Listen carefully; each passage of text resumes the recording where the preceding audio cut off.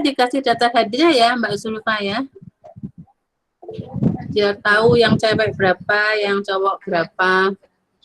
Iya, dokter.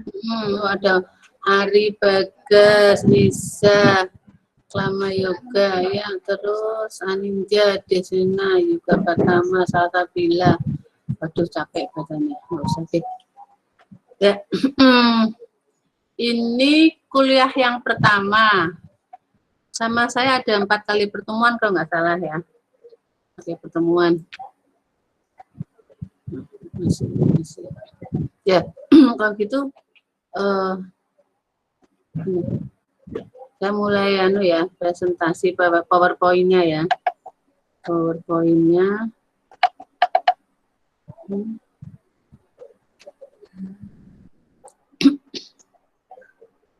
Nah, kelihatan cantik.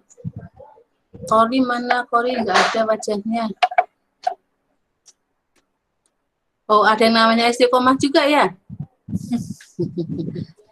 Arif, mana wajahmu yang ganteng? Nggak ada. Nadiasa, Yoga. Ayo yang cantik-cantik, mesti yang belum ada wajahnya itu belum mandi. Yakin deh. Ya, mana PowerPoint ini? Ya, jadi saya pertama kali akan menjelaskan masalah ini nggak kelihatan ini tulisannya yang koma dan derajat kesadaran ini. Oh, ada 2. iya. Nah, coba terus di share. Nah, ini derajat kesadaran. Coba di masuk. Udah kelihatan belum PowerPoint-nya? Sudah dokter. Sudah ya. Terlihat dokter. Derajat kesadaran dan koma ya. Jadi baru saya kan. Oke. Jadi ini kuliah pertama atau kok penurunan kesadaran ya wis saya ngikutin aja deh. Penurunan kesadaran. Ya. Penurunan kesadaran itu derajat penurunan kesadaran tadi adalah koma. Merupakan suatu keadaan tanpa respons. Ini ya. Ditampilkan ada maksudnya biar kelihatan juga ini. Ya. Koma merupakan suatu keadaan tanpa respon. Pasien terbaring tanpa gerakan, nggak ada refleks mata, nggak bisa dibangunkan meskipun dengan rangsang nyeri. Terus ini PowerPoint-nya.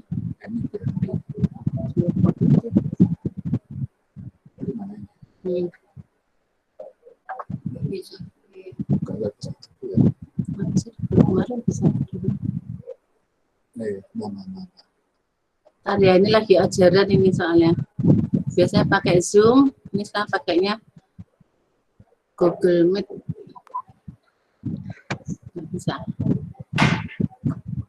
Ini berhenti mempresentasi. Oh, ini nggak bisa. Nah, ini udah bisa. Pakainya ya? Iya, kemarin pakai ini juga. Bisa. Coba kita aja ke mana. Oke. Ini juga bisa. Itu kecil ya. Iya. Ini kalau nonton ke sini, nonton mahasiswanya. Mana? Ini kalau tulisan-tulisan. Oh ya. Ya, oke. Ya, oke, mulai lagi ya. Ini dimaklumi soalnya bu gurunya gaptek, jadi mesti panggil-panggil. Ya, kemudian diagnosis. Diagnosis keadaan mulut biasanya pada anamnesis ya. Kita kalau dengan pasien yang berobat yang sadar kan untuk mendiagnosa selalu dengan bertanya ya, anamnesis. Kemudian lakukan pemeriksaan fisik ya. Jadi kalau pasien nggak sadar ya kita anamnesis keluarganya. Sejak kapan itu nggak sadar, kita kan dengan secret seven-nya itu. Anamnesis sejak kapan sudah menurun. Pemeriksaan fisik nanti kita nilai dengan apa pemeriksaan fisiknya, dengan penilaian apa, bisa dengan GCS atau bisa dengan unsadar atau somnolen atau stupor, delir atau koma. Pemeriksaan fisik dan pemeriksaan penunjang. Kemudian tadi tanyakan kenapa dia nggak sadar, ada trauma kepala kah, ada kejang, ada ginjal, misalkan hati, jantung, paru, perubahan suasana hati ini ya. Kalian nggak boleh nih ada perubahan suasana hati ya. Lalu ini nggak boleh, nanti jatuhnya ke nggak sadar ini ya. Kalau saya bisa didengar nggak nih? Jelas nggak suara saya? Dokter. Jelas, Jelas. Ya, oke, thank you. Depresi, orang saking depresi juga bisa sampai nggak sadar. Setelah penggunaan obat-obatan atau penyalahgunaan obat, ya bisa. Ada alergi atau gigitan serangga juga bisa bikin orang nggak sadar ya. Shock. Pernyataan anafilaktik. Kemudian gejala kelumpuhan pada pasien stroke juga ada gangguan kesadaran, demensia, senilis, gangguan fungsi luhur atau penyakit terdahulu yang berat serta perawatan di rumah sakit. Dan umum ini kita periksa tanda vital, ya subahadanya, jalan nafasnya, jenis pernapasannya kita tahu itu takipnu atau hiper atau hipotensi, denyut nadi, tekanan darah ya. Kita lihat lagi dari atas daerah leher atau kepala, ada nggak tanda-tanda cedera kepala ya? Kalau ada, mungkin dia habis kecelakaan. Lihat ini ada battle sign antara cone eyes, lokal memar atau ada gravitasi. Adakah perdarahan di telinga, hidung, tulang, kepala, leher. Kemudian kita lihat kulit, ada bekas tusukan jarum, mungkin dia habis overdosis. Sianosis ya, kita lihat mungkin pucat atau anemia atau ikterus. Ya. Jantungnya bagaimana? Ada tachyarrhythmia atau bradyarrhythmia, ada endokarditis atau kelainan jantung yang lain. Ya. Kemudian pernah abdominal, mungkin ada organomegali, hepatomegali mungkin besar ya, asites, berat dan massa kita nilai. Jadi semua kita lihat pemeriksaan fisiknya, pola pernapasannya juga dilihat ya. Ini kalau untuk pemeriksaan neurologis mungkin lebih khusus ya. Kita nilai kualitatif itu apatis kah, somnolen kah, ya, sopor atau koma. Atau dengan kuantitatif ya. Kuantitatif itu dengan GCS atau Glasgow Coma Scale. Kita bisa menilai berdasarkan penilaian dari respon mata, mulut, dan motorik. Pemeriksaan mata kita lihat posisi bola mata bagaimana, simetris kah, apa ada deviasi konjugat, ya. Diameter pupilnya bagaimana, ada miosis atau mediasis atau anisokor. Ya. Dengan melihat diameter pupil itu kita bisa sedikit menduga ini pasien kenapa. Miosis, oh mungkin ada perdarahan di otak. Mediasis, ya atau anisokor. Oh, mungkin ini nggak sadarnya karena tumor otak ya.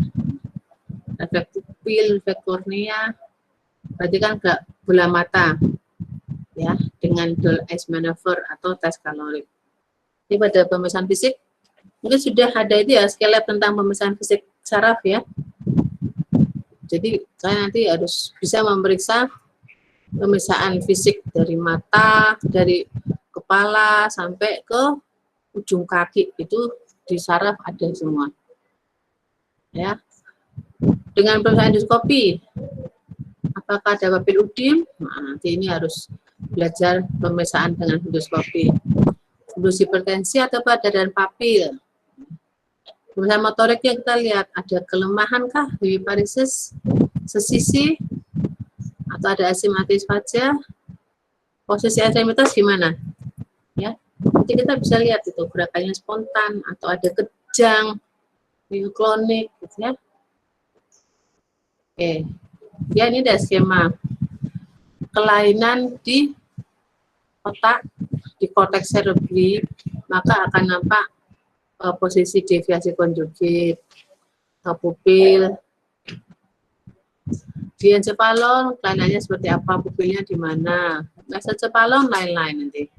Di pons, di medulla oblongata, itu nanti kita bisa tahu letak kelainan.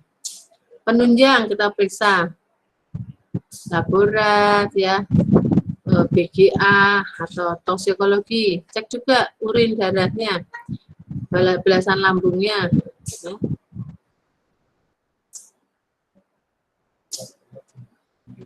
Pemeriksaan khusus fungsi lumbar bila diperlukan, CT scan kepala, EEG, EKG atau toraks. Kemudian penata laksanaannya, tidurkan pasien dengan posisi dekubitus ya, lateral telentang itu, dengan leher sedikit ekstensi jika tidak ada kontraindikasi seperti fraktur di leher atau tidak ada tekanan intrakranial meningkat. Kemudian posisi Trendelenburg ya, jika tak ada kontraindikasi. Nah, kemudian pertimbangkan intubasi bila ditemukan ada jalan nafas yang kurang adekuat. Mungkin curiga ada sumbatan. Ya. Kemudian resusitasi cairan bila tekanan darah sistolik kurang dari 90, termasuk pemberian vasopresor. Imobilisasi. Kalau itu pasiennya kejadiannya karena trauma servikal, habis kecelakaan, itu kita beri imobilisasi ya, dengan lehernya dipalek ya, di pertahanan supaya tidak gerak-gerak lehernya. Pasang info sesuai kebutuhan, sekalian dengan mengambil darah. Pasang monitor jantung jika tersedia, bersama dengan EKG. Kemudian pasang NGT ya, nasogastric cuff. Jadi pada pasien tidak sadar itu kan nggak mungkin dia bisa makan, bisa minum. Jadi nutrisi kita masukkan lewat NGT. Mungkin dikeluarkan dulu isi saluran lambung untuk mencegah aspirasi. Dan biasanya bilas sekalian ya kalau ada intoksikasi. Ya, berikan tiamin atau dextrose ya, sesuai dengan kebutuhan.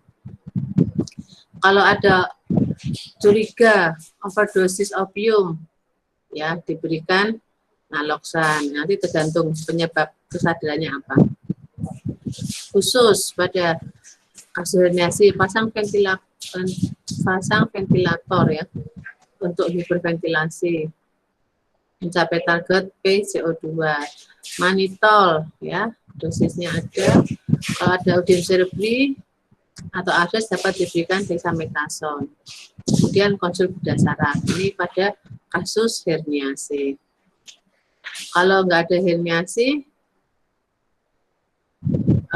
tidak ada kelainan CT scan, lanjutkan dengan pemeriksaan lumbal fungsi. Tapi sekarang lumbal fungsi tidak dilakukan karena invasif ya, jadi melukai pasien, dan kebanyakan setelah dilakukan lumbal fungsi tahu ya kalian ya, lumbal fungsi itu ditusuk melakukan fungsi lumbar di bagian lumbal 3, 4 gitu ya, untuk mendapatkan data tentang cairan LCS. Jadi sekarang tidak dilakukan. Pada kasus tertentu aja, mungkin pada kasus meningitis atau mungkin pada sindroma Guillain-Barré itu ya, nah bisa dilakukan. Prognosisnya buruk jika ditemukan gangguan fungsi batang otak, misalnya refleks korneanya nggak ada, atau muntah juga tidak ada.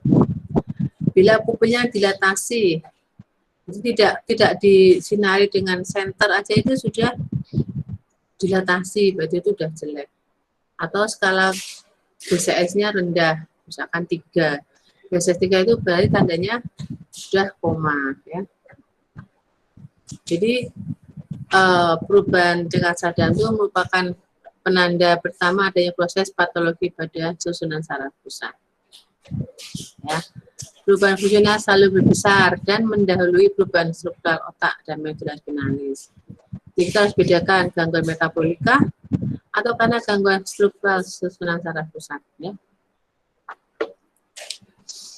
Kalau gangguannya karena gangguannya struktural saraf pusat itu ada kelainan vokal pada bausan fisik berupa lesi vokal, sistem motorik, sensorik maupun kortikal, gangguan saraf kranial. Kalau gangguan sadar merupakan neurofisiologik, masa ada kelainan orientasi waktu, tempat, dan ruang. Tanya nggak nyambung, namanya siapa nggak tahu ya. Jadi ada namanya keadaan sadar itu kalau kita terjaga. Kalian ini sekarang pagi ini kuliah walaupun daring tapi bisa mendengarkan saya bicara, bisa membaca ya, terjaga dan waspada. Di mana penderita akan bereaksi sepenuhnya dan adekuat terhadap perangsang visual, auditoris atau sensorik. Sadar itu kalau kita bertatap muka bisa saling memandang, ngerti, oh itu si A namanya Ezar Zora ya namanya. Nah, oh Ezar Zora. Diajak salaman, balik salaman. Ajak bicara, selamat pagi, balas selamat pagi. Itu sadar. Jadi dengan rangsang visual, auditoris, tapi sensorik itu sadar. Jadi kalau tidur itu kadang tak sadar untuk sementara waktu, ya. Jangan terus orang tidur dibilang itu nggak sadar itu bapak itu padahal sedang tidur, mungkin tidur nyenyak karena capek tidur ya. Jadi tidak sadar untuk sementara waktu yang dapat dibangun dengan rangsang cukup adekuat. Rangsangnya misalkan dipanggil, bangun, ayah bangun, adiknya bangun dek, dengar dia sadar, mungkin ditepuk dia terbangun. Hipersomnia, keadaan ngantuk yang berlebihan yang suka dibedakan dengan keadaan koma ringan. Ini siapa di antara kalian yang sukanya hipersomnia? Orang capek ngantuk geletak tuh susah banget dibangunin. Ya ada itu yang udah tidur terus kayak kalau orang bilang kayak batang gitu ya, susah banget dibangunin. Ada delirium. Delirium itu keadaan sadar menurun serta kacau di mana dapat ada disorientasi, gelisah, salah persepsi terhadap rangsangan sensorik hingga timbul halusinasi. Ya. Kemudian somnolen. Itu tingkat kesadaran menurun ditandai oleh mudahnya penderita dibangunkan, memberi jawaban verbal dan menangkis rasa nyeri. Tidak sadar tapi masih bisa dibangunkan.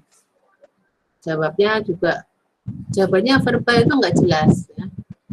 Dengan rasa nyeri dia akan menolak atau menghindar. Dan sopor atau stupor. Sadar menurun yang ditandai oleh rangsang nyeri pada penderita tak dapat dibangun sempurna. Sudah dirangsang nyeri, dicubit, nggak bangun. Ya. Reaksi terhadap perintah tidak konsisten dan samar. Tidak dapat menjawab secara verbal dan gerak motorik untuk menangkis rangsangan nyeri masih baik.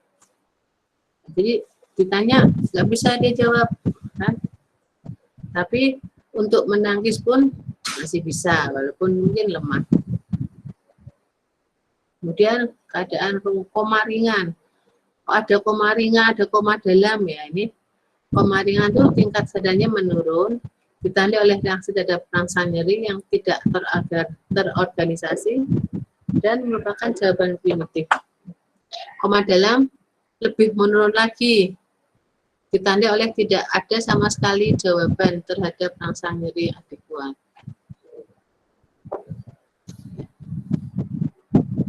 Kemudian, kenapa sih kok terjadi penurunan kesadaran? Ya. Disebabkan oleh dua faktor, itu faktor gangguan kortikal otak bilateral atau penekanan pada sistem aktivasi retikular bagian otak. Jadi ada namanya formatio reticularis activating ya. Ini yang mengendalikan sistem kesadaran. adanya lesi vokal pada satu hemisfer dapat menyebabkan gangguan neurologi vokal yang spesifik pada daerah tersebut, namun tidak menyebabkan gangguan kesadaran. Misalkan ada tumor otak yang sudah cukup besar, itu karena dia menekan saraf-saraf kranial itu, atau mungkin menekan sistem aktivasi retikular, maka akan jadi kesadaran menurun. Ya. Ini slide-nya banyak banget.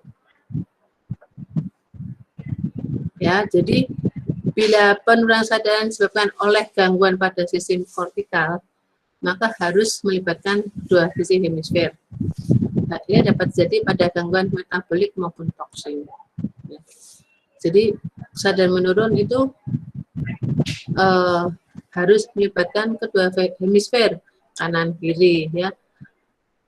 Nah, kemudian koma merupakan final common pathway dari berbagai gagal organ, misalkan karena gagal jantung, nafas, gagal otak, dan kematian. Terakhirnya koma sebelum sampai mati, ya. Aspek fungsional dari kesadaran itu ada aspek on-off quality dan aspek konten atau isi kesadaran awareness.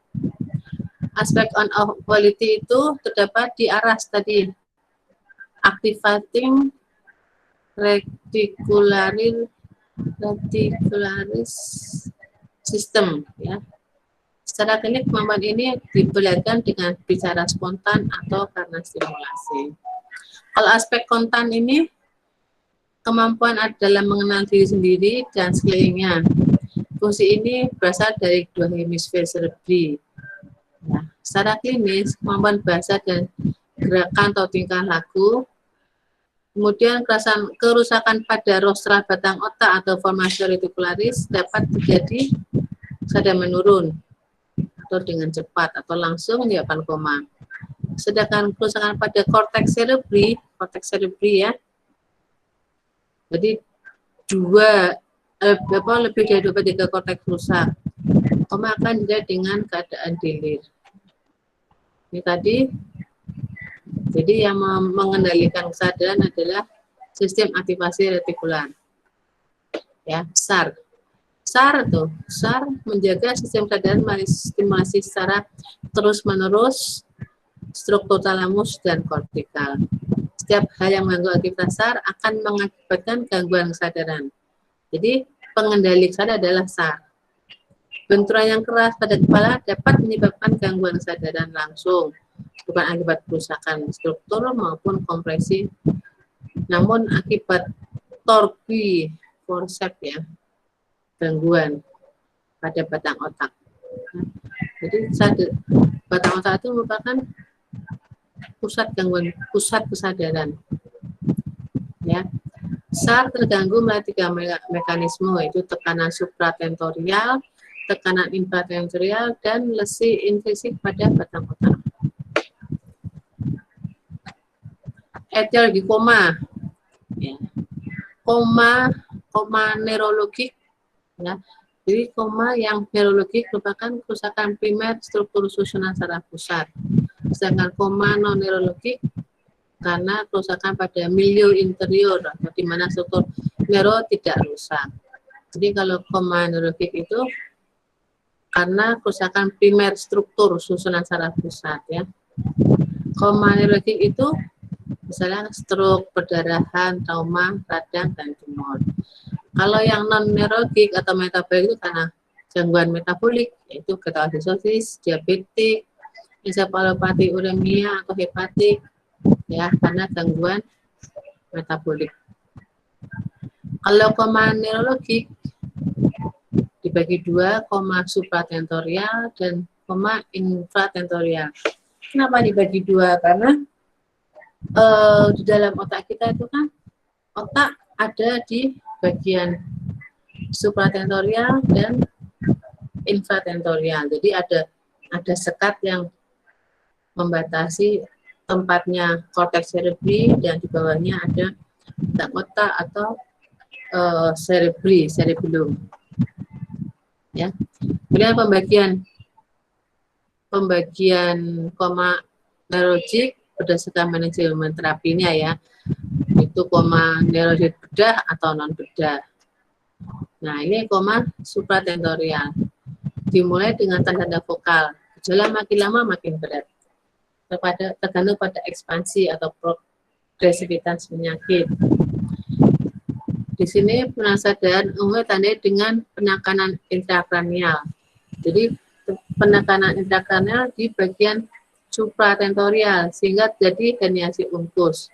Ya. Nah, terjadi perubahan reaktivitas pupil unilateral jadi berangsur-angsur. Jadi karena ada tekanan. Kalau infratentorial, penyebab adanya kerusakan struktur di bawah tentorium cerebellum yang berisi batang otak dan cerebellum. Di sini gejala vokal menjadi bilateral dalam waktu relatif singkat, ya, dan sadar turun dalam waktu relatif singkat. Karena kalau koma infratentorial itu tadi adanya tempatnya batang otak, banyak batang otak. Nah, tadi udah sampai koma, sekarang ada sinkop atau pingsan.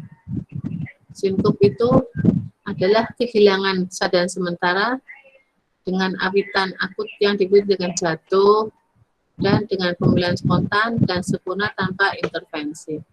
Jadi kalau ada orang pingsan tiba-tiba diamkan aja, mungkin di longgarkan bajunya atau mungkin dilepas kerudungnya, ya. Jadi dia akan berangsur-angsur dengan sirkulasi yang bagus, tempatnya dia akan spontan membaik. Merupakan salah satu penyebab penurunan sadarnya banyak teman UGD. Juga merupakan gejala dari satu penyakit, sehingga harus dicari etiologinya untuk dicegah atau diterapi. Ya. Orang yang sehat tuh nggak mungkin sinkop atau pingsan. Kalau pingsan terus berarti ini ada sesuatu. Kok pingsan terus ya? Nah, tadi. Ya. Harus dapat menentukan jenis sinkop ya. Nih, karena neurologi mediated sinkop atau karena disfungsi otonom, sinkop akibat aritmi jantung, penyakit saluran jantung atau cerebrovaskuler ya. Jadi sinkop karena sinus karotis bisa juga, atau sinkop situasional. Kelainan otonom itu terdapat pada sindroma disfungsi otonom primer, ya. Ada kelainan yang lain otonom. Kalau sinkop akibat aritmia jantung, ada kelainan di jantungnya. Ya, kalau penyakit struktural jantung atau kardiopulmoner juga bisa sinkop, ya, atau subclavian syndrome menyebabkan sinkop juga. Tanyakan nih anamnesisnya, kenapa kok pingsan? Kemudian tanyakan aktivitas sebelum terjadinya sinkop. Ini mungkin berarti belum sarapan atau kecapean. Ya. Kemudian dia ada di tempat yang tidak cukup oksigennya, tempat yang tertutup terlalu lama, atau mungkin habis nyilem atau apa ya. Posisi pasien bisa berdiri, duduk, atau tidur saat serangan. Dapat membedakan sinkop kardiogenik atau non kardiogenik.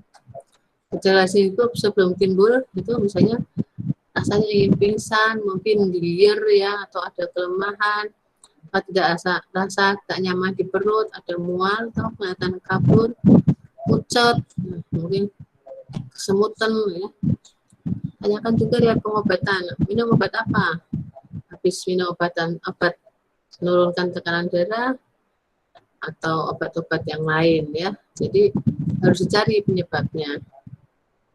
Cek serangan jantung yang menyeluruh, tanda vitalnya, tensinya, ya, status mental. Identifikasi trauma tadi, apa habis jatuh, kebentur kepalanya, atau mungkin ada kondisi shock ya. Misalnya EKG. Ini kalau neurologi untuk disfungsi otonom, peserta tidak mampu menyesuaikan pada perubahan posisi sehingga menyebabkan hipotensi ortostatik dan sinkop. Pada gangguan cerebrovaskular ada Still syndrome atau DIA, non sinkop atau serangan pada epilepsi, kata fleksi atau drop back. Kemudian evaluasi psikiatriknya.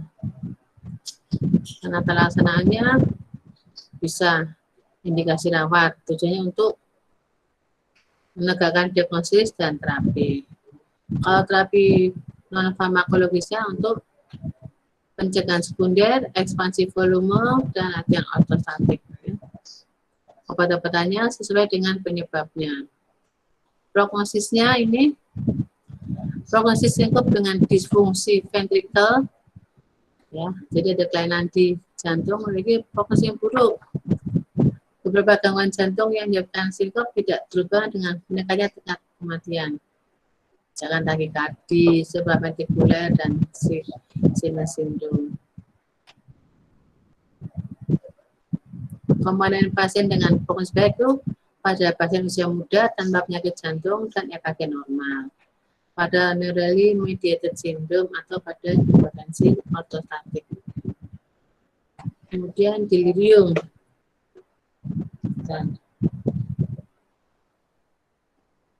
Delirium adalah delir itu kayak ngantuk gitu. Kejadian akut atau subakut neuropsikiatri berupa penurunan fungsi kognitif dengan gangguan irama sirkadian dan bersifat reversibel.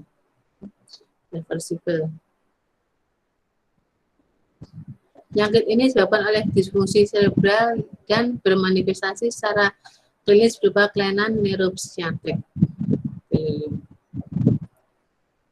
Menurut DSM-4 ya, ini adalah sindrom yang memiliki banyak penyebab dan berhubungan dengan derajat kesadaran serta gangguan kognitif. Delir, jadi kesadarannya berkabut. Ya. Tanda yang khas adalah kesadaran dan gangguan kognitif. Ada gangguan kognitif, gangguan mood, persepsi dan perilaku merupakan gejala dan defisit kejiwaan. Ada tremor, nistagmus, inkoordinasi, dan inkontinensia urin yang merupakan gejala defisit neurologis itu pada pasien. Nah, ini diklasifikasikan berdasarkan DSM-4 ya, psikiatri. Karena kondisi medis umum atau karena intoksikasi zat atau karena sindrom putus obat, karena alergi yang multiple atau yang tak terklasifikasi. Oke tadi karena hipoksi, hipoglikemi, hipertermi, delirium antikolinergik, dan sindrom putus obat karena alkohol. Bisa karena infeksi, gangguan metabolik, lesi struktur otak, pasca operasi, atau lain-lain.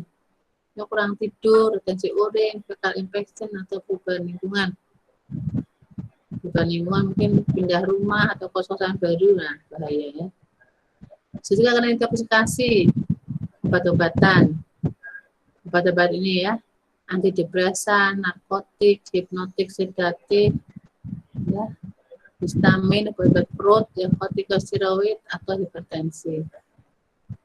Jadi pemakaian obat-obatan itu harus sesuai dengan indikasi. Indikasi gejala yang didapatkan. Jadi enggak terus minum obat ini enak. Ada orang minumnya paracetamol. Terus saya kalau minum paracetamol bisa tidur, dok. Kalau nggak minum paracetamol nggak bisa tidur. Padahal fungsinya lain. Gitu. Ya juga karena sugesti dia harus minum itu. Ya. Demensia tadi menyebabkan delirium. Nah, post-op juga ini ada preoperatif atau intraoperatif menimbulkan delirium juga. Ya, gejala utama itu kesadaran berkabut, kesulitan mempertahankan atau mengalihkan perhatian. Jadi tidak bisa fokus ya, disorientasi, ada ilusi atau halusinasi. Kemudian perubahan kesadaran yang berfluktuasi. Kadang genep, kadang nggak genep. Gejala logis yang dibantu ada disfasia, disartri, tremor, asterixis, ya, atau kelainan motorik. Tapi jarang. Karena rasanya sesuai dengan penyebabnya. Nah, obat-obatan bisa diberikan ya kalau ada ini depresan. antibiotik topikal haloperidol, hati-hati tapi ada efek sampingnya. Atau antibiotik atipikal, risperidon, ini kalau udah parah nih delirnya. Atau benzodiazepin. Ini juga hati-hati kan nanti dia akan ketagihan. Saya nggak bisa tidur, aku nggak minum diazepam. Ada diazepam bukan obat tidur kan.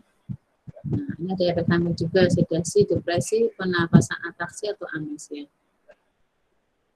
Ini juga karena preparat anestesi, misalnya propofol. Ya. Digunakan pada pasien yang tidak responsif terhadap psikotropik tipikal. Efek sampingnya ada depresi nafas, hati-hati. Selalu hati-hati pemberian obat-obat depresi, ini harus ada biasanya depresi pernapasan. Bradikardi, peningkatan enzim pankreas dan asam lambung. Ya, ini tentang kesadaran. Kemudian nanti ada yang lainnya, yaitu yang ini tentang encephalopathik metabolik ya.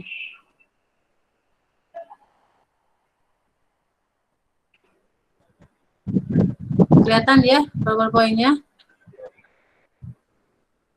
Halo. Kelihatan, Dok. Encephalopati metabolik. Encephalopati berasal dari kata encephalopati.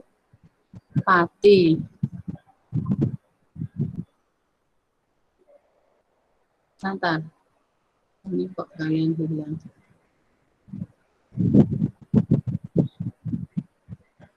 Encephalopati metabolik adalah penyakit degeneratif otak atau metabolisme, merupakan suatu biotransformasi. Jadi kalau encephalopati metabolik adalah gangguan neuropsikiatrik akibat penyakit metabolik otak. Mohon maaf, dokter. Ya. Itu yang PPT yang terlihat masih status koma, Dok. Belum yang encephalopati. Status koma? Iya, Dok. Oh. Ini belum ganti? Belum, dokter. Masih yang tadi, masih status koma, Dok. Wah, ini. Ini belum ganti ini. PowerPoint-nya udah ganti, tapi mereka masih lihat yang PowerPoint yang pertama. Masih ganti ini, tadi masih yang udah ngecek yang kedua ini. Ini ganti file berarti. Jadi berarti keluar dulu aja. Ganti dulu. Nah, saya nanti stop share dulu. Buka ini aja, buka file aja. Ini ya. Ini aku. Metabolik ini loh, yang encephalopati. Ini berarti. Ya. Nah ini coba. Sudah kelihatan? Yang encephalopati metabolik sudah kelihatan belum, Mbak? Iya, Dok. Sudah, Dok. Sudah, dokter. Sudah ya. Tadi ini nampak, Mas. Mesinnya nampak kan?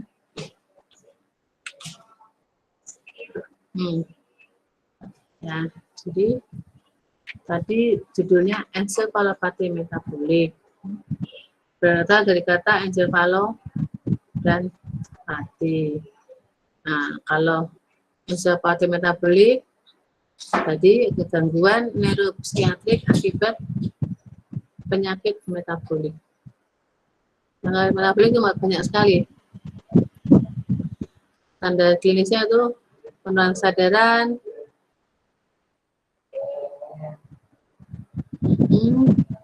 sedang sampai berat, gangguan neuropsikiatrik, ada kejang, ada lateralisasi, kelainan fungsi neurotransmitter otak, tanpa disertai tanda infeksi bakterial yang jelas. Ya. Merupakan satu kondisi di fungsi otak yang global, yang menyebabkan jadi perubahan kesadaran, perubahan tingkah laku dan kejang yang disebabkan oleh kelainan pada otak maupun di luar otak. Kondisi ini mempengaruhi fungsi ascending reticular system tadi ya, RAS, dan atau mengganggu koreksi di korteks cerebri gangguan kesadaran atau kejang. Jadi kesadaran itu bisa karena gangguan metabolik. Bisa juga karena tadi gangguan struktur otak dan fungsi otak. Tapi juga kalau nggak ada itu karena metabolik juga karena macam-macam. Karena hipotensi, hipokalemi atau hipoglikemi, biasanya kondisi hipo dan hiper metabolik ya.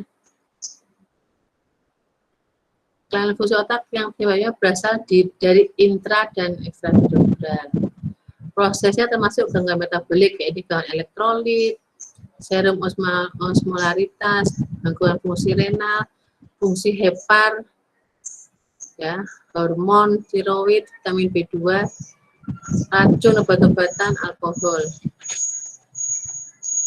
Pada ensefalopati metabolik terdapat disfungsi difus dari otak yang onsetnya cepat dan fluktuasi. Mana tingkat kesadaran dan fluktuasi tingkat kesadaran. Ya, jadi ini fluktuasi tingkat kesadarannya.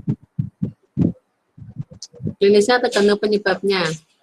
Usia dan keadaan neuron, misalnya kapasitas untuk kompensasi pada suatu disfungsi, biasanya klinisnya berupa ya, penurunan kesadaran, kehilangan intelek progres atau demensia, pun hiperaktivitas seperti demensia agitasi, tadi delirium atau kejang, itu mioklonus darah dan multifokal, kejang, juga kejang tonik-klonik.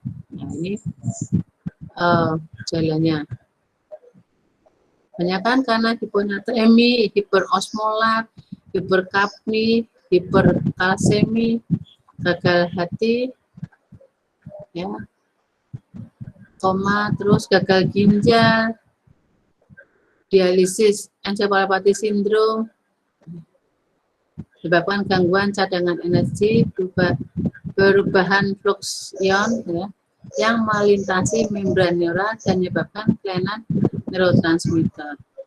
Jadi banyak sekali yang jadi penyebab dari ensefalopati metabolik. Terbagi jadi ensefalopati metabolik primer dan sekunder. Yang primer itu karena degenerasi substansi ke otak, misalkan penyakit Jakob-Creutzfeldt, penyakit Pick, Alzheimer, Chorea Huntington, epilepsi, mioklonik, dan progresiva. Kemudian karena adanya degenerasi substansi alfa, yaitu penyakit Sider dan berbagai jenis leukodystrofi. Ini yang primer. Yang sekunder, karena kekurangan zat asam, glukose, kofaktor yang diperlukan untuk metabolisme sel tadi ya, hipoksia, timbul karena paru-paru, intoksikasi karbon monoksida, anemia, metemoglobinemi, kadang setelah insat epileptik ya, berhenti, kejang gitu ya. Ischemic karena cerebral blood flow menurun akibat penurunan cardiac output pada sindroma stroke Adam atau aritmia infark jantung ya. Jadi ini banyakkan metabolik itu pada usia dewasa. Ada komorbid. Hipoglikemia yang timbul karena pemberian insulin dan pembuatan insulin meningkat. Karena defisiensi kofaktor tiamin, niacin, pridoksin, dan vitamin B juga bisa menyebabkan ensefalopati metabolik. Gangguan penyakit organik di saluran saraf ini hepar, ginjal, jantung, paru, endokrin atau eksogenik karena sedatif, barbiturat, opiat ya. Racun yang menghasilkan banyak karbolit asid seperti paraldehid, metil-alkohol, dan etilen, cyanida, salisilat, dan logam-logam berat ya. Gangguan balans cairan, hiponatremi, asidosis respiratorik atau metabolik, alkalosis, atau hipo dan hiperkalemi. Bisa menyebabkan kesadaran menurun. faktor risiko dapat ini penurunan oksigen dalam darah, infeksi, ada tindakan bedah mayor, penyakit berat, penggunaan sedatif, narkotik, perdarahan saluran cerna, diare, ya, menyebabkan penurunan kadar potasium dan ketidakseimbangan kadar elektrolit.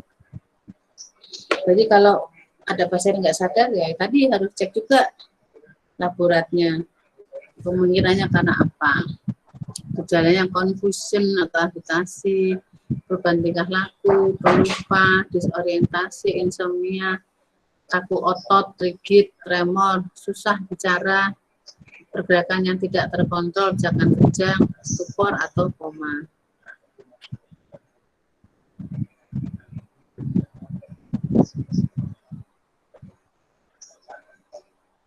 Ya, jadi encephalopati metabolik merupakan salah satu kasus emergensi. Bisa ditemukan peningkatan kadar anomia dan kelainan signifikan yang berhubungan dengan organ penyebab encephalopati tersebut. Ini penatasannya biasanya di rumah sakit. Ya. Menangani problem yang menyebabkan kondisi akan dilakukan pembuangan atau penetralisian toksin yang ada dalam aliran darah. Jadi kita harus tahu dulu ada penyebab apa. Ya. Tujuannya adalah mengembalikan kondisi seperti semua.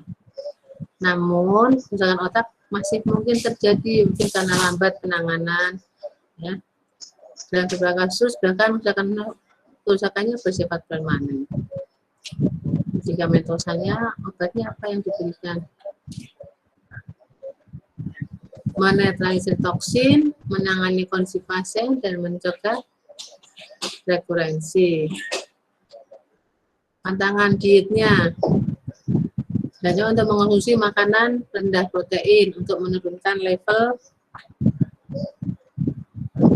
amonia dalam darah karena tubuh memproduksi amonia saat metabolisme dan menggunakan protein. Diet lainnya sesuaikan dengan kondisi dan penyebab. Biasanya diberikan melalui NVT ya, nasogastrip. Ini pada pasien yang koma. Pencegahan, ya untuk mencegah harus dapatkan pengobatan segera untuk gangguan hati. Kalau ada gangguan hati, ya, bila memiliki penyakit seperti sirosis, kontrol rutin. Bila hindari overdosis dan penggunaan obat-obatan. Hindari terkena racun dan toksin. Ya. Ini tadi encephalopati metabolik.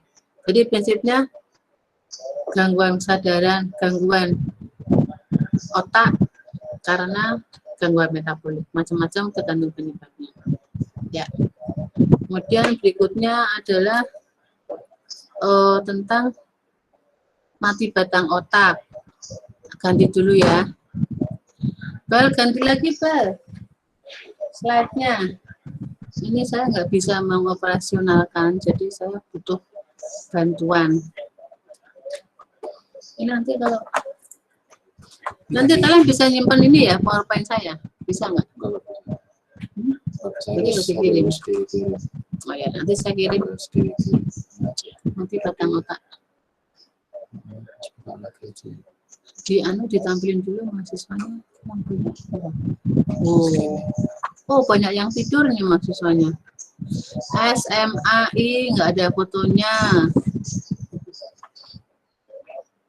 Ini banyak yang belum mau. Banyak banget yang buka cuma sambil masak barangnya. Ini kalian tinggal di mana? Di Semarang semua apa ada yang pulang kampung? Hah? Kuliahnya kan nggak masuk sekolah, kan nggak ke kampus toh? Jadi di rumah apa di kos-kosan? Oh, di rumah sambil masak. Sambil di rumah, di rumah. Ada yang di kamar tuh tempat tidur. Ini kalian nampak fotonya kayak cantik-cantik. Nah, yang belum buka FK 2018 itu mana wajahnya nggak ada? Arif Bak, aduh, ngerti. Zulfa mana nggak kelihatan wajahnya Zulfa. Nah, sebutin satu-satu. Eros Bimo, wah ketok ganteng. Bugi apa bagi tuh manggilnya? Tulisannya Bugi. Nah, kelihatan semua kan? Masih banyak belum. Masih banyak yang belum. H, R, N, P. Tapi nggak pada tidur ya? Hah? Enggak dong. Oh enggak. Kalau ada suara nggak tidur. Kalau nggak ada suaranya berarti tidur. 9.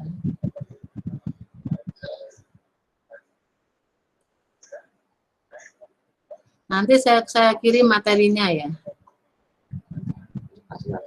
Ya, sekarang presentasi lagi 9 yang masih batang otak. Kirim buka dulu. Yang batang otak. Ini. Yang biru ini. Ya.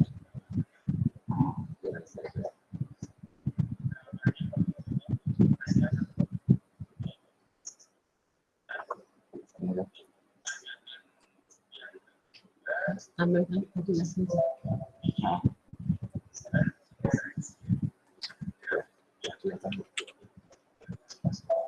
Sudah kelihatan mati batang otak? Sudah dokter. Sudah. Ya, oke ya. Mati batang otak. Ini nantinya mestinya kita bicara tentang batang otak dulu. Tapi slide-nya banyak sekali. Kalau cukup saya presentasikan, kalau enggak ya saya kirim aja nanti slide-nya. Mati batang otak.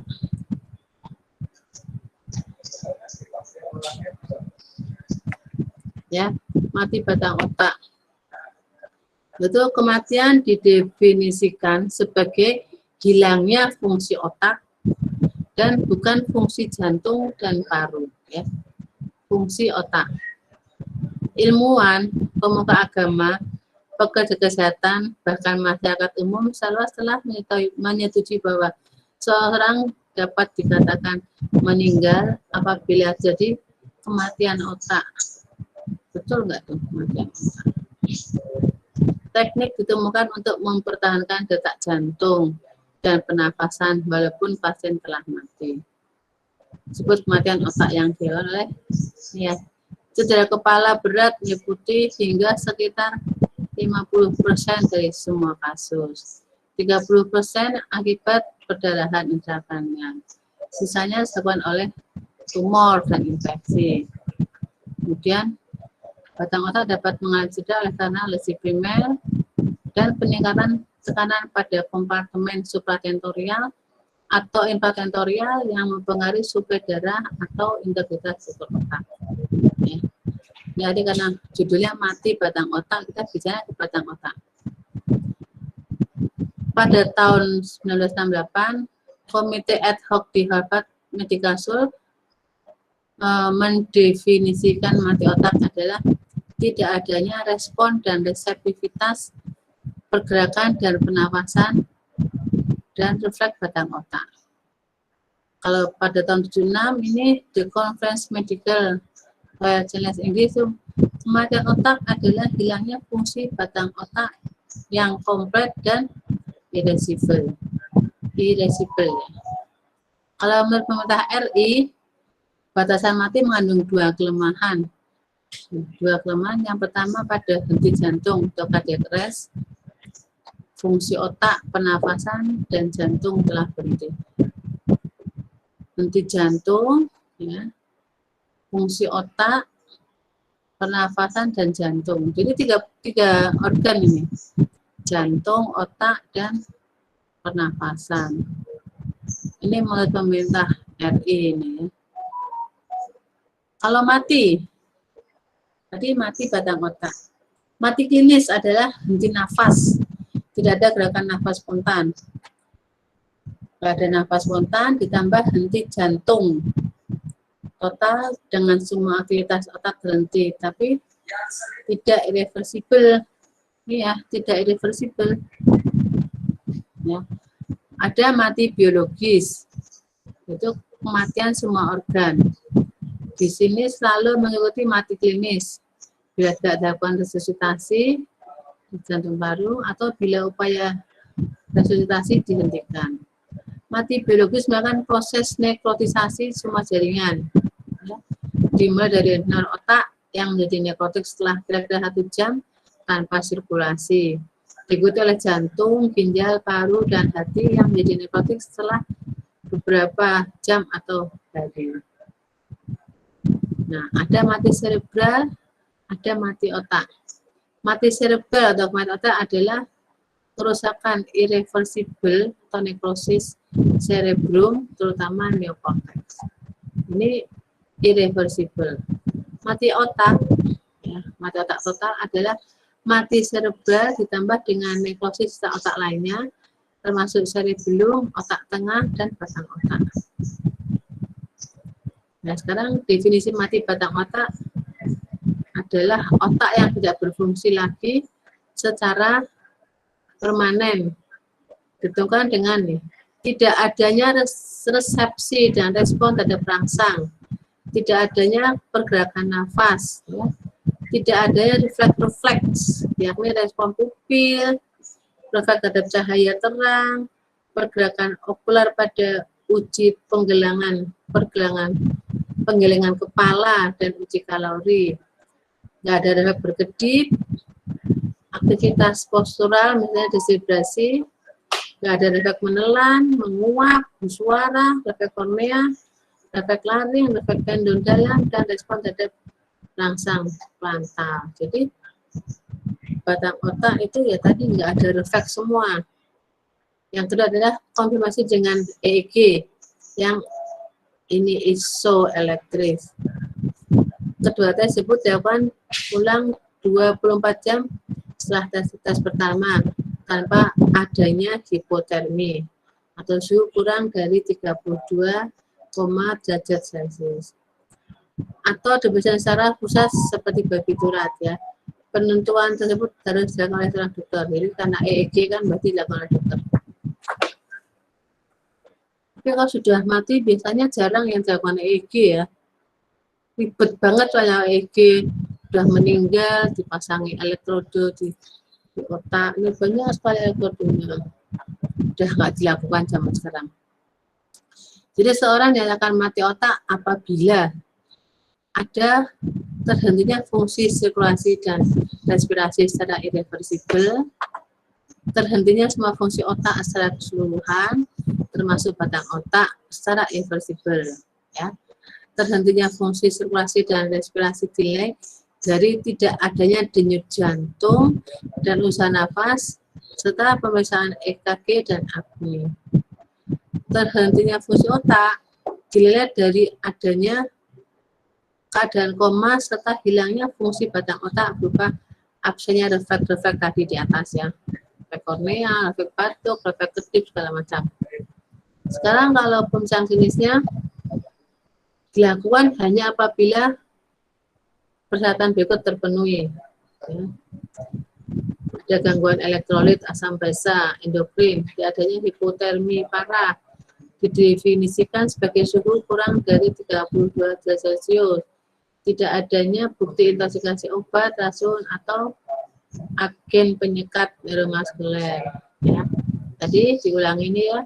Kriteria klinis untuk kematian otak pada dewasa adalah sebagai berikut: koma, tak ada respon motorik, respon pupil terhadap cahaya, tak ada refleks kornea, refleks tersedak, refleks kaloris, refleks batuk terhadap suction trachea, refleks penghisap dalam bentuk mulut, tidak ada usaha respirasi saat PCO2 setinggi 60 mHg atau 20 mHg, ya.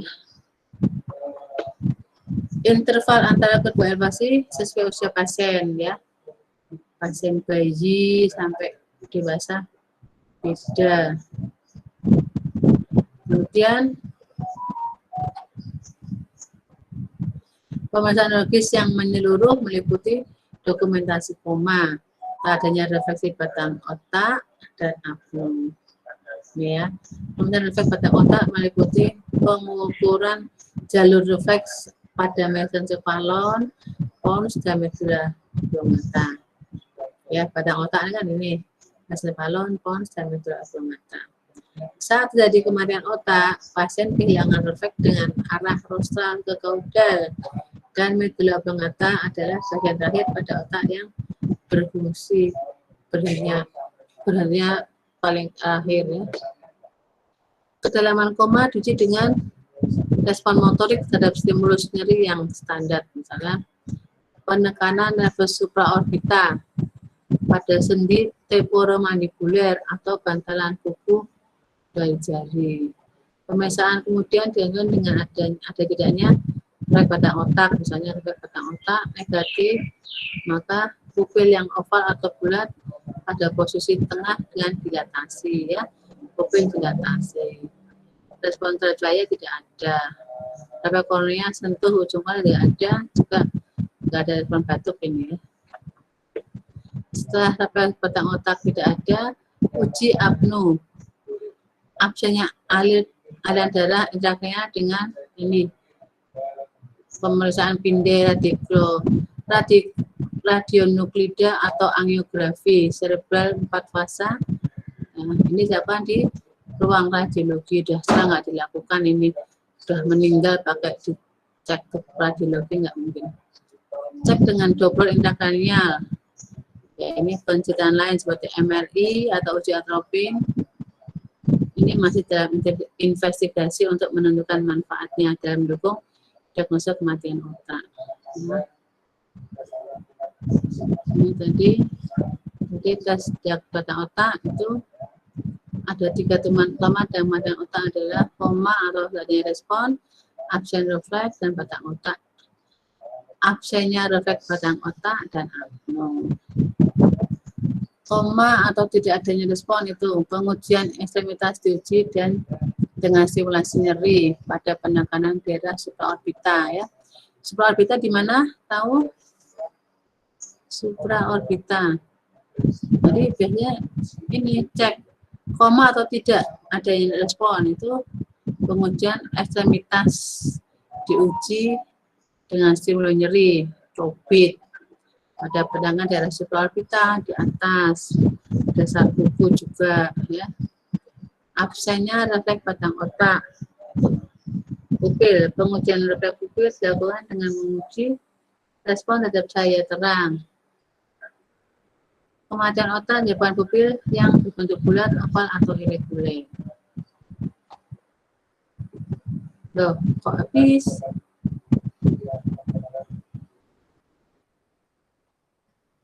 Oh, ini terpotong nih. Terpotong. Ya, kita tarikan tambahnya deh. Ini tadi yang tentang mati batang otak ya. Ini masih ada ini lanjutannya nih. Ada 3 atau 4 slide. Saya salah ambil slide. Ya. Jadi ini tugasnya tadi kan koma dan derajat kesadaran sudah, ensefalopati metabolik sudah, dan mati batang otak. Tapi ini yang mati batang otak belum selesai. Nah, tabelnya kosong. Terpotong ini, sorry, nanti saya susulkan yang lengkap ya. Ya, jadi materi kuliah hari ini cuma 3 ini. Ya, Mbak Sulfa, betul ya? Iya, dokter. Yang minggu depan apa ya materinya? Tentang epilepsi sama kejang, dok. Epilepsi sama Kejang. epilepsi dan kejang. Oke, berarti nanti ini yang kurang, ini yang mati batang otak, saya tambahkan pas minggu depan deh. Jadi nggak saya cek. Ya, mungkin ini dulu materi kuliahnya. Mungkin ada yang mau tanya. Saya nggak jelas. Sudah jelas. Ya. Siapa nih yang tanya? Alisa. Siapa? Ya, Alisa. saya dulu. Ya. Saya. Ini dok, untuk pertanyaannya untuk materi penurunan kesadaran. tadi disebutkan tentang sinkop. Bagaimana kita tahu sinkop yang tidak berbahaya atau sinkop yang berbahaya, Dok? Nah, sinkop itu kan tadi nggak sadar, sinkop ya, atau pingsan ya. Kita harus cari dulu anunya, etiologi. Jadi berdasarkan anamnesa, ya kan? Nah, anamnesanya apa? Ada trauma kah? Atau ada gangguan metabolik kah? Nah, berbahaya kalau mungkin penyebabnya, oh karena keracunan dia mungkin overdosis, ya kan? Kalau mungkin kalau dia hipoglikemi, mungkin nggak sarapan, sinkop, ya kita aja akan bangun. Tapi kalau dia karena ada intoksikasi, biasanya lama. Nah, itu yang harus kita antisipasi, ini bahaya nih, harus kita lakukan. Tadi di anamnesa ada, oh dia tadi habis mabuk gitu, atau mungkin habis overdosis gitu kan.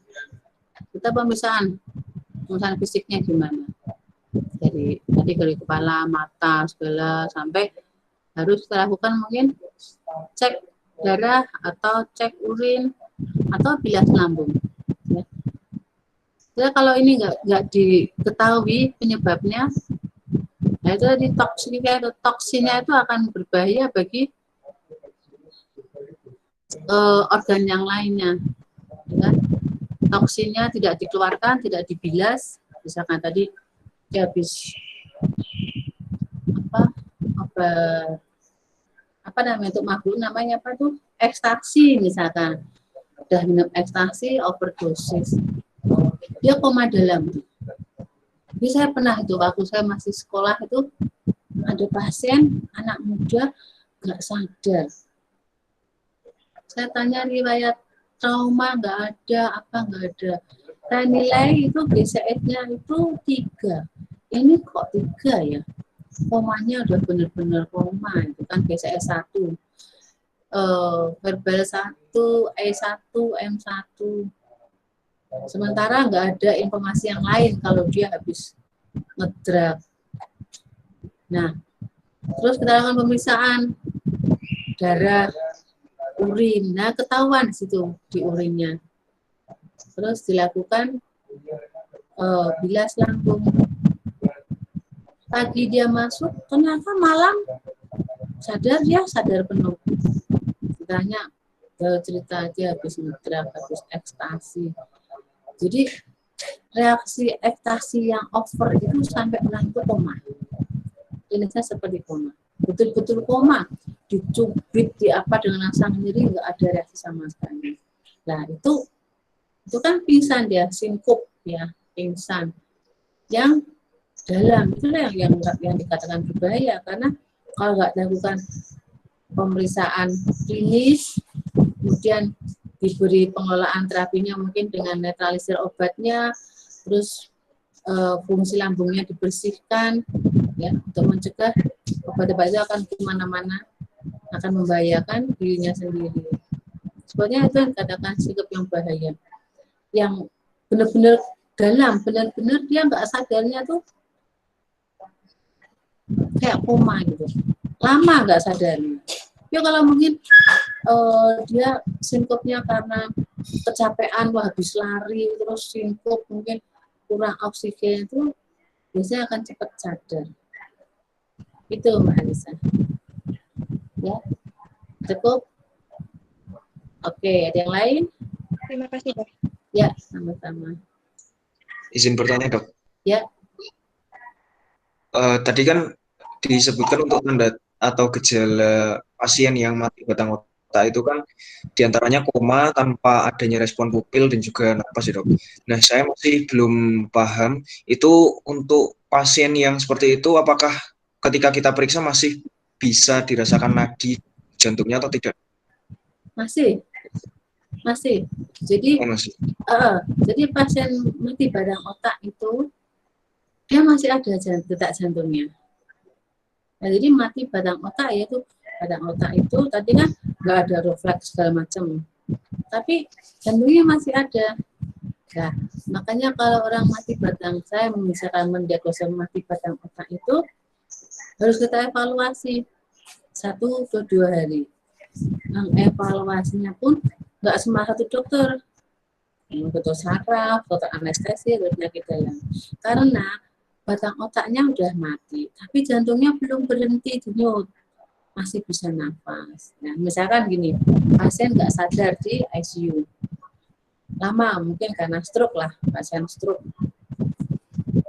1 minggu nggak sadar-sadar, terus udah terpasang ventilator kan, kita evaluasi kok nggak ada refleks ya, misalkan kita cek pupilnya nggak ada refleks sama sekali, coba pas buka lidahnya tong spatel itu nggak ada refleks muntah.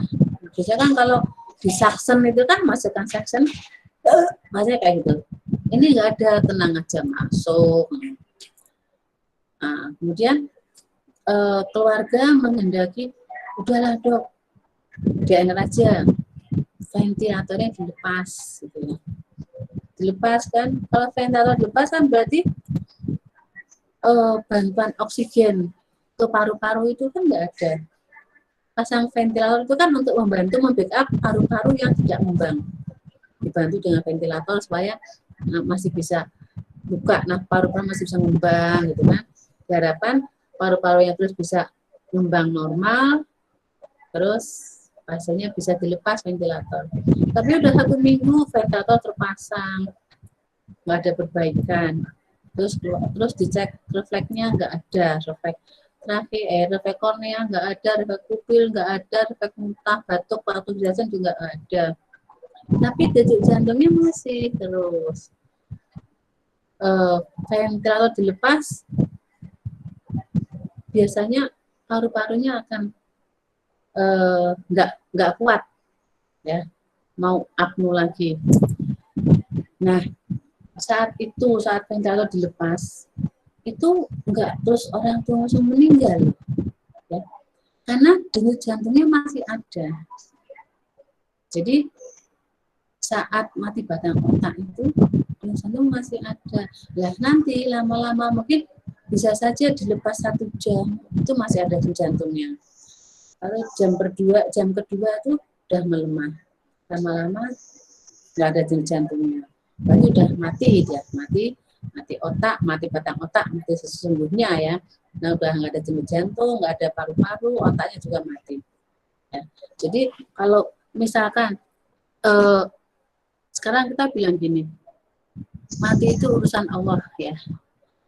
Pasien dipasang ventilator itu kan usaha kita sebagai tenaga kesehatan untuk menyambung supaya paru-parunya bisa dirangsang kembali. Nah, terus ini paru-paru masih kembang. Terus keluarga minta, udahlah dok, ventilatornya dilepas, jadi paru-parunya nutup. Ya. Tapi jantungnya masih. Jantung itu nggak ada yang bisa menghentikan. Alat yang menghentikan jantung itu nggak ada. Kalau untuk memacu mungkin waktu pakai DC shock bisa, tapi untuk menghentikan itu nggak ada. Jadi semua dari Allah. Jadi walaupun terpasang ventilator, katakanlah udah 2 minggu apa sebulan terpasang ventilator, kalau dilepas itu nggak langsung berarti terus pasien meninggal, enggak. Jika ada orang bilang kok tegel atau dilepas ventilatornya nanti meninggal, katanya enggak. Kalau Allah belum nanti orang itu meninggal, walaupun dilepas ventilatornya itu jantungnya tuh masih bisa berdenyut 1 jam atau mungkin sampai 1 hari masih bisa. Yang saya pernah tahu bertahan sampai 3 hari jantung masih berdenyut. Jadi sudah tidak pakai ventilator, sudah mati batang otak.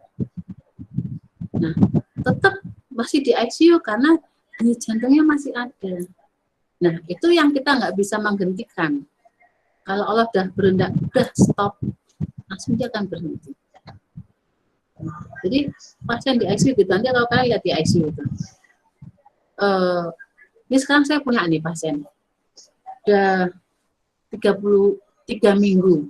Saya curiga dia perdarahan otak, udah sepuh 62 tahun. Tapi nggak sempat di-scan karena dia sudah langsung gagal nafas, pasang ventilator. Nah, ventilator keluarga setuju. Kalau udah pasang ventilator karena rumah sakit itu masih rusak, CT scan nggak saya scan, saya kelola sebagai pasien stroke hemorrhagic.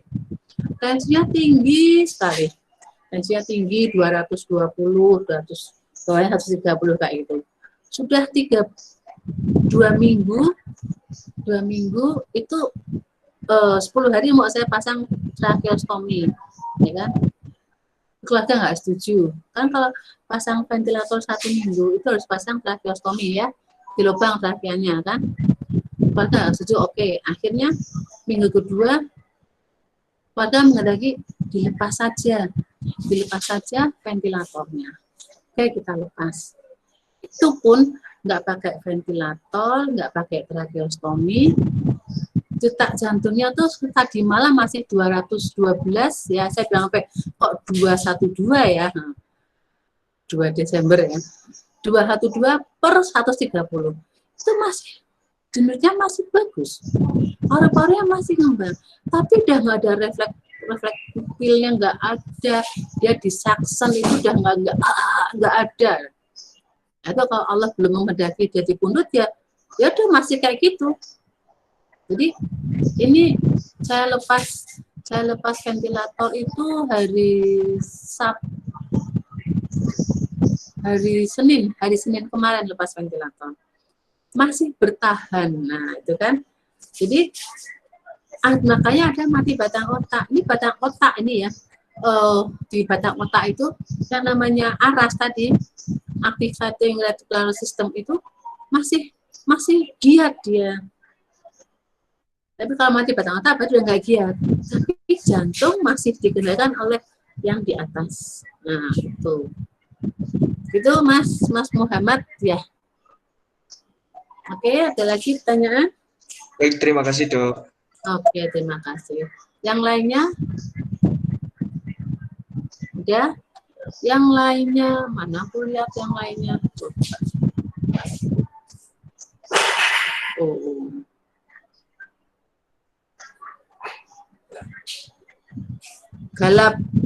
Galaparna Adi Ayundi ada?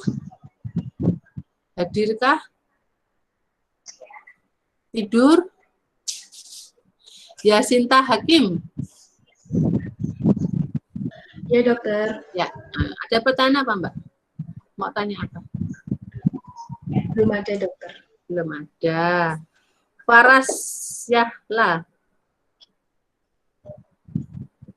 Dokter, Ada pertanyaan? Belum ada dokter. Belum. Ya. Akstri Anis. iya dokter. Ada pertanyaan? Belum ada dokter. Oke. Arif Bagas Saputra. Hadir? Hadir Dok. Ngantuk ya? Iya Dok. Ya. Semangat. Oke, ada pertanyaan nggak Mas? Belum ada Dok. Belum ada. Oke. Ya. Fatimah Khairun Nisa. Hadir dokter. Hadir. Ada pertanyaan? Insya Allah belum dok. Belum ya. Mudah-mudahan nggak ada pertanyaan, tapi mudeng ya. Apa bingung? Aku nggak tahu ini. Oke, Dian Arya hadir. Hadir dokter. Oke. Ada pertanyaan? Nggak ada. Belum dok. Oke. Ya udah. Kalau udah nggak ada pertanyaan, oke saya akhiri. Ya.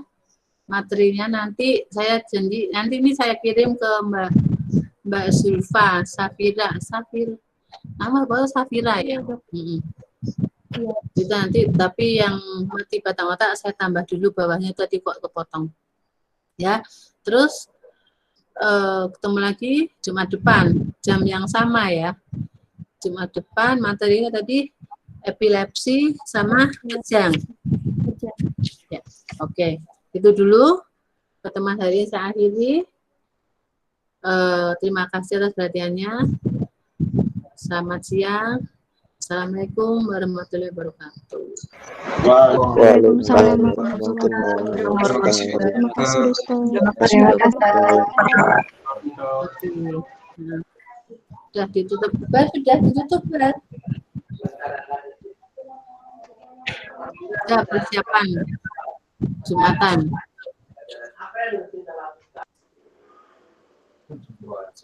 Sudah berhenti kok. Terus 193. Itu chat di sini.